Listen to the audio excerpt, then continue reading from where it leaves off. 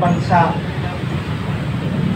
Katulad po natin, mga supporter po, na sana pakinggan tayo ng mga kababayan natin Pilipino, sa isa natin lahi, kahit taga Luzon, Visayas, Mindanao ka, Pilipino ka pa rin. Ang mahalaga sa atin ay pag-ingatan ating kapwa. Ito'y tinuturi ni Propeta Amos, yung ay chapter 8 verses 4. Tulungan ang mga mahihirap at nangangailangan para sa ating bayan. Hindi ko maintindihan sa panahon ngayon. Kung panahon ni President Rodrigo Duterte, ako sabihin ko sa inyo to, ako Catholic, panahon ni President Duterte para sa akin is disciplinary action, hindi yung sinasabi ng iba na shit, ay gano'n, shook, gano'n, gano'n. That is disciplinary action. Ang pupunong bagong government natin, naging rampant. Sakit sa ulo, sa akin sakit sa ulo sa ating kababayan natin. Kahit ako minsan niisip ko yung mga nangyayari, Lord, ano ba to? Aliwag ka na. Iba dyan, meron na sila, pukuin pa, dadagdagan pa.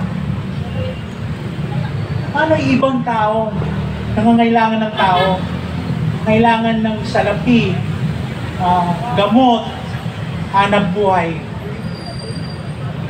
Nasaan yung pagiging halimbawa nyo as a public servant? Sana makinggan nyo, mga kapatid kong mga working in public office.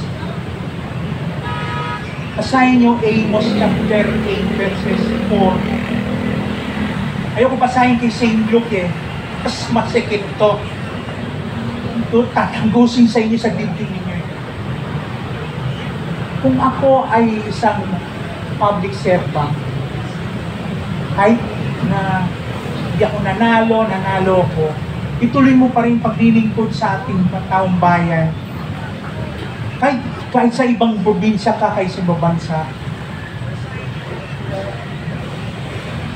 Sana po yung mga nanonood po ngayon sa Facebook, YouTube, Instagram, listen to this.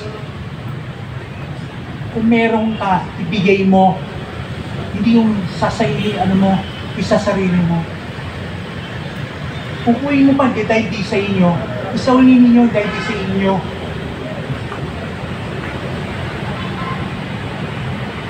Binigyan ka ng Diyos na kapangyarihan.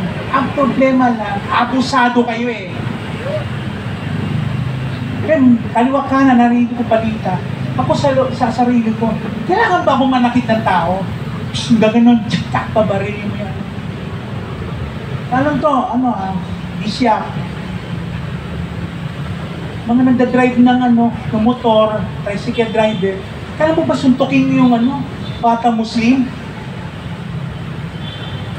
Walang kalaban-laban.